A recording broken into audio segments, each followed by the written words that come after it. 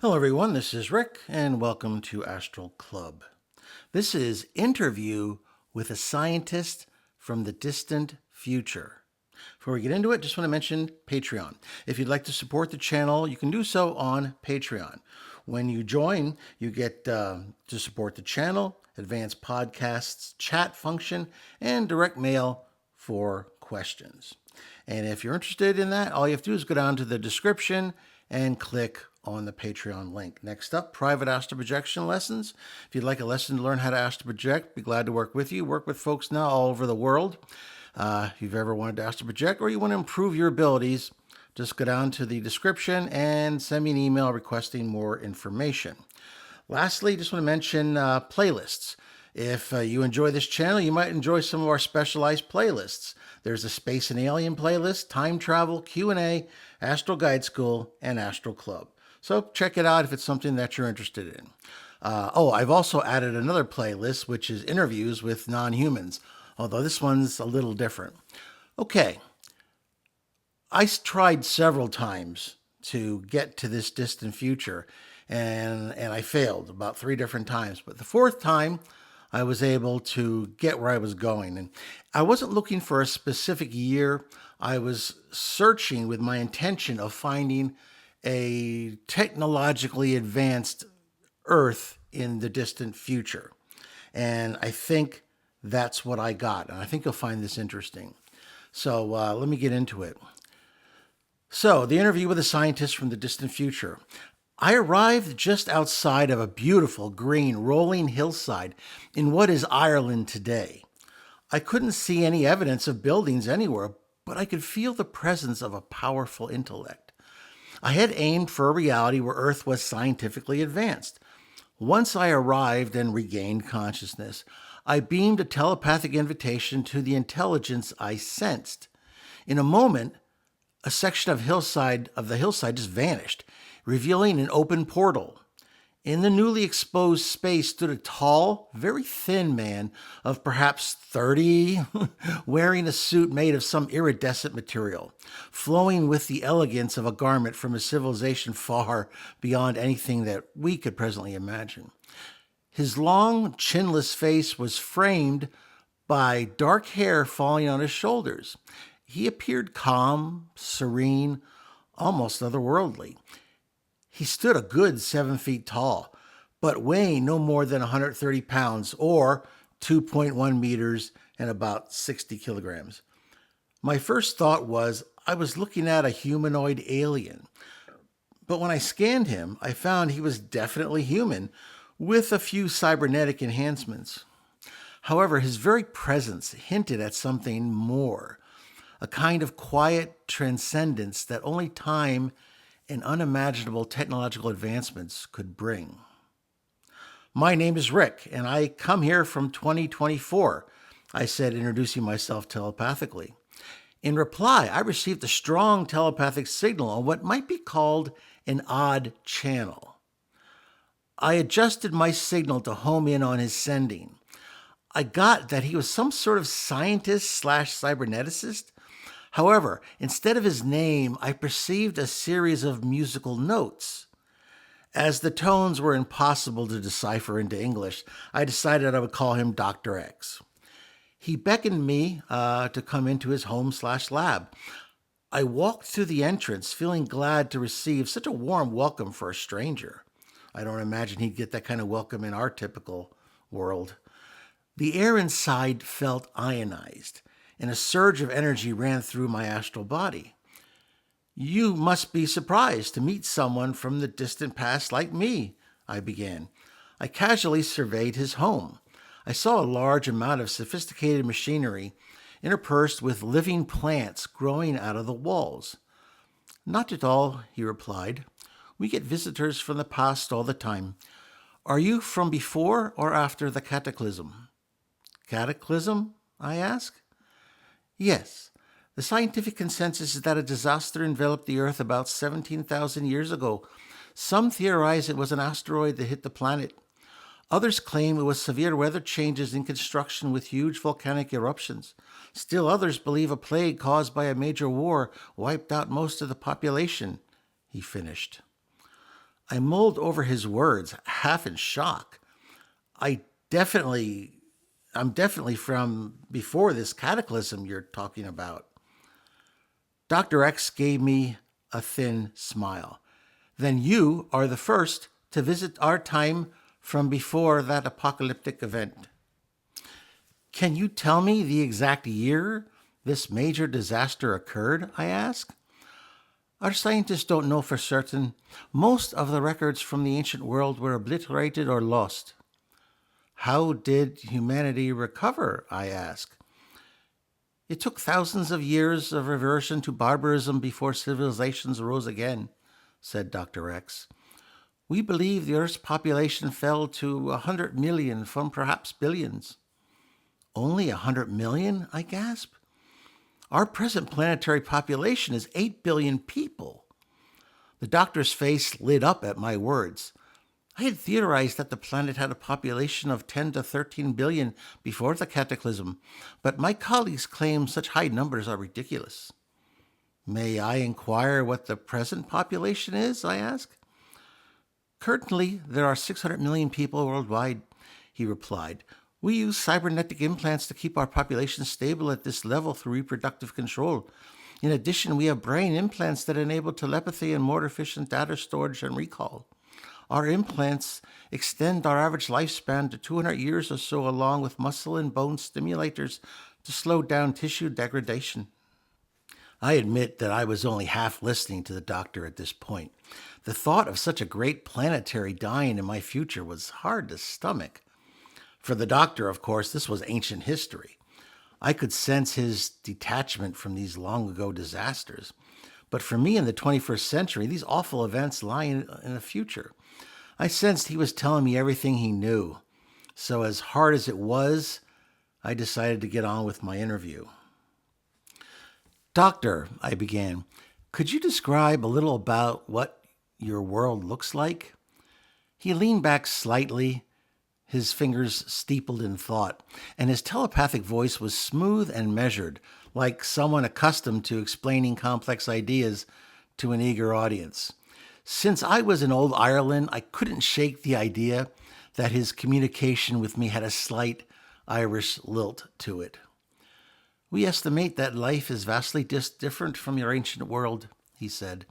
In many ways, our planet is not a place defined by geography, as we believe it was in your time, but by an interconnected web of knowledge and energy. Earth itself is but one node in a vast network of sentient beings and collective consciousness. The concept of nation-states no longer applies. The planet in its physical form is cared for by what you would call an ecological restoration system.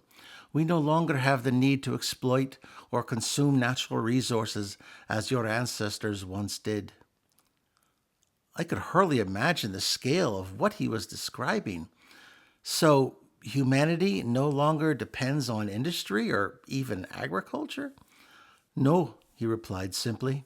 Technology and biology have merged so seamlessly that we have transcended those old methods of survival. We have learned to manipulate quantum energy and harness the resources of the cosmos itself. Our cities no longer use traditional energy sources. Instead, we tap directly into the fabric of space-time. We create what we need by altering the quantum states of matter. My mind raced. Quantum energy? Altering space-time? It's amazing what you've accomplished. Humanity didn't invent all our technology, Dr. X stated. We had help from visitors from the Pleiades and the Sirius star clusters. That's incredible, I exclaimed. Do these aliens live here on Earth? No, he replied. They visit our planet from time to check up on us and to share their scientific innovations and advanced theories. How does all this technology impact daily life? I asked, my curiosity piqued. How do people live day to day in such a radically transformed world? He nodded thoughtfully. Life is lived in harmony with the environment. Every person has access to everything they need, from nourishment to learning, all through the same interconnected system. People no longer need to work in a way you understand it. Instead, we spend our time exploring, creating, and contributing to the collective consciousness. The boundaries between individuals have blurred, and we all share in the collective experience of existence. That sounds almost utopian, I said. But isn't there any conflict? Are there still divisions among people or other sentient beings? The doctor's gaze sharpened, and I could sense a shift in tone. Conflict is not absent, he said, but it has evolved. The nature of disputes is no longer based on physical or material resources, but on the deeper aspects of existence, ideas, consciousness, the meaning of life itself. There are still differences among us, but we have evolved ways to resolve those differences that do not involve violence or destruction. We seek balance, not domination. How did humanity reach this point? I asked, leaning in. I imagine it wasn't an easy journey. What was the catalyst for such radical change? He paused, and for a moment, it seemed as though his eyes traveled beyond the room, beyond the centuries. The turning point came 4,000 solar years ago, during what we call the era of enlightenment. In fact, our years are counted from the Enlightenment. This year is 4120. It was a time when humanity, after millennia of suffering from war, environmental collapse, and inequality, finally came to understand that survival as a species required a fundamental shift in perspective. We learned to abandon the old ways of greed and competition and embrace cooperation and shared knowledge. You speak as if humanity was on the brink of extinction, I said. What caused the collapse, if you don't mind my asking? A shadow flickered across his face. We theorized that post-cataclysm world saw a series of cascading crises. Climate change, resource depletion, and political fragmentation created an unstable global environment. Humanity was on the precipice of self-destruction. But there was a turning point. A radical new form of governance emerged, one that prioritized the welfare of the planet and the interconnectedness of all life forms. I was struck by his words. So it wasn't technology alone that saved humanity, but a fundamental shift in values? Exactly, he said. Technology is a tool, but it is only through an evolution in our collective consciousness that we were able to build a truly sustainable world. We learned that true progress is not measured by what we can consume or control, but by how we live in the balance with all things. That's a powerful vision, I said. But what about individuality? With such a deeply interconnected society, is there still room for personal freedom? Or has the collective consciousness become so dominant that individuality has faded? He smiled slightly. Individuality has not faded. It has evolved. Our sense of self is no longer confined to that physical body or isolated thoughts. We are all connected in a vast shared consciousness, but this does not diminish our unique experiences or expressions. In fact, it enhances them. The boundaries between self and others are more fluid, more nuanced. We are both individuals and part of something far greater.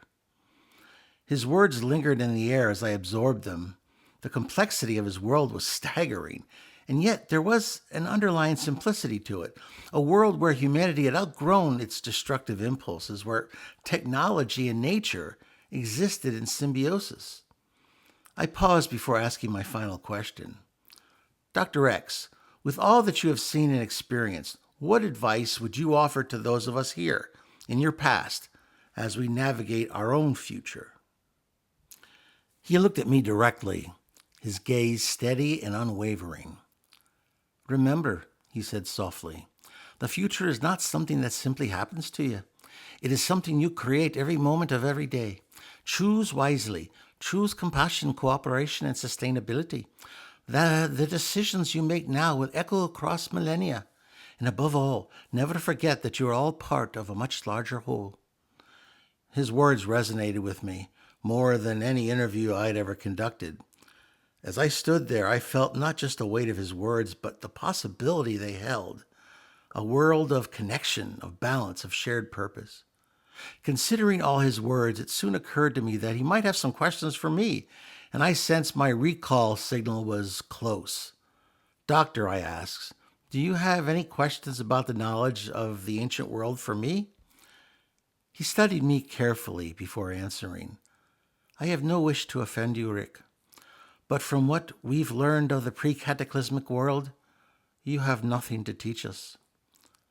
I nodded my head slowly, feeling ashamed of my reality and people. I understand, I said simply. Thank you for your hospitality. and I felt myself being drawn back to the end of 2024. If you like that, please hit the like button, share it with those of like minds, subscribe if you haven't done so already. And I'm very interested in your comments. And is there other questions you would have liked to have asked? I'm sure there's a million, geez. I tried to do the best I could with the time I had. But please offer your suggestions and any comments that you have about the interview. It certainly was very interesting for me. But other than that, this is Rick, and I will see you on the astral plane.